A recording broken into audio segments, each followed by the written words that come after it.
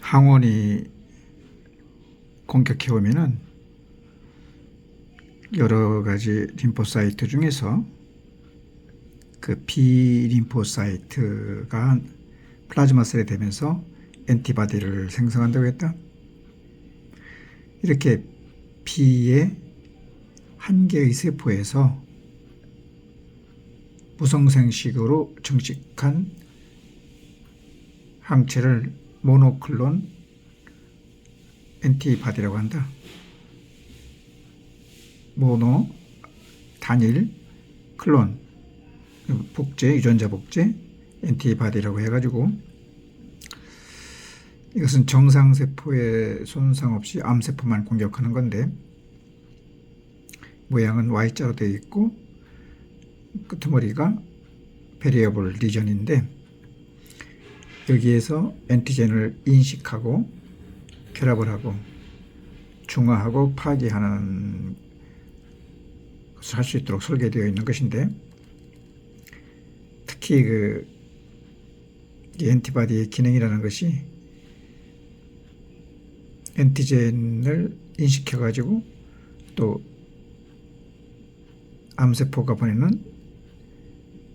세포 신호 경로를 방해하기도 하고 면역 반응의 강도, 그 사이토킨 같은 거 분비하는 것을 조절할 수 있는 것인데 또 이 엔티바디의 기능이라는 것이 질병이 있는 그 세포에 약물, 방사물질인 페이로드를 포함해 가지고 약물을 전달해서 노말 조직의 손상을 최소화할 수 있는 것으로서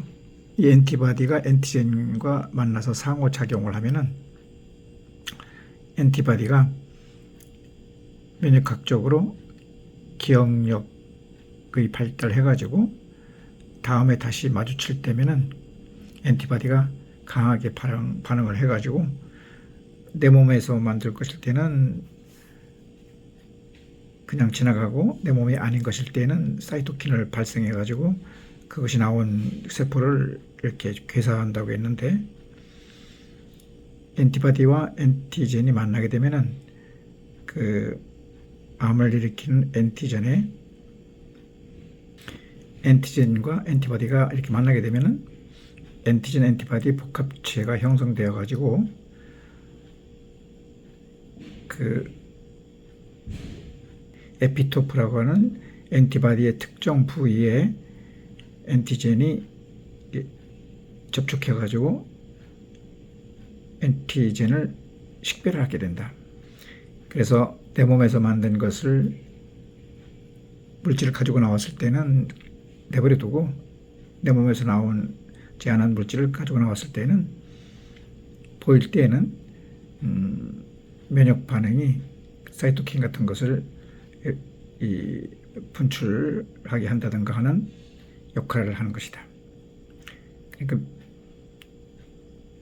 잔물쇠와 그 키처럼 이것이 복합체가 형성된 다음에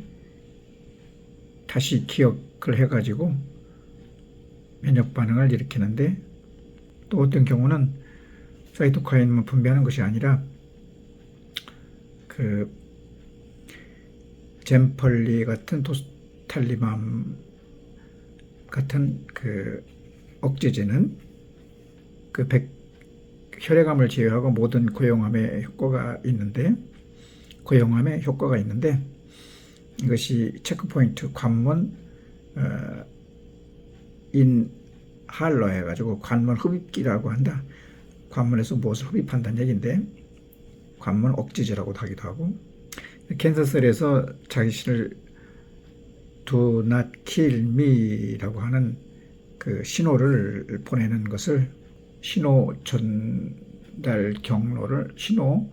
경로를 방해한다고 했는데 암에서 보내는 그 면역 회피 물질 예를 들어서 뭐 PD-L1 이것을 억제하는 억제제 이니비터를 썼을 때 이렇게 해가지고 직장암 환자들 예를 들어 뭐 12명을 고쳤다고 했는데 그것은 암이 보내는 도나킬 플라즈미라고 하는 신호를 그 경로를 방해해 가지고 T셀이 잘 공격하게 그 암의 신호를 막아주는 것이다. 그리고 대장균과 바이러스를 갖다가 이용해 가지고 그 유전자를 조작할 수 있는 길이 많은데, 예를 들어서 그 대장균의 세포 내에 존재하는 독자적으로 복제 증식할 수 있는 그 DNA 분자로서 플라즈미드라는 것이 있다. 이 플라즈미드라고 하는 그 작은 그 원형 DNA 분자인데, 얘들이 복제 증식할 수 있는데, 그 어느 한 부분을 자르고 제거한 다음에 이걸 갖다가 그 클로닝 사이트라고 한다. 이 부분을 그 이콜라이의 그 플라즈미드 한 부분의 클로닝 사이트를, 유전자를 교체하는 사이트에다가 뭐 사람의 인슐린을 그 만드는 그 유전자를 이렇게 잘라서 그 라이게이션 붙이게 되면은 그 이 대장균이 빠르게 증식할 때 그 타겟 유전자, 인슐린을 만드는 유전자도 많이 복제할 수가 있다. 그래서 조작을 해가지고 타겟 단백질, 인슐린만을 생산하도록 유도해가지고 이콜레에서 대량으로다가 인슐린을 정제할 수 있는 것이다. 그리고 바이러스는 역전사 바이러스라든가 렌티 바이러스 같은 경우는 그 바이러스는 꼭 생체 세포에 살려고 기생하려고 하는 성질이 강하니까 그것을 이용해 가지고 이런 그 휴먼 임뮤노 바이러스, 뭐 역전사 바이러스라든가 렌트 바이러스를 유전자를 자르고 붙이는 여러 가지 그 크리스퍼 그 가위를 이용해 가지고 그 DNA 유전자를 삽입할 수가 있고, 뭐 아데노 바이러스 같은 경우는 그 DNA에 삽입하는 것이 아니라 셀 속에 그 원하는 그 바이러스 유전자를 발현할 수가 있는 것인데, 여튼 이렇게 그 바이러스를 이용해 가지고 바이러스 지인 딜리버리 시스템, 그 바이러스가 벡터가 되는 것이다. 그 체내에서 하는 것을 인비보라고 하고, 그 체외에서 하는 것이 엑스비보, 뭐 엑스비보는 인비트로와 똑같다고 볼 수 있겠다. 인실리콘은 컴퓨터 안에서 하는 것이고, 이렇게 가지고 이제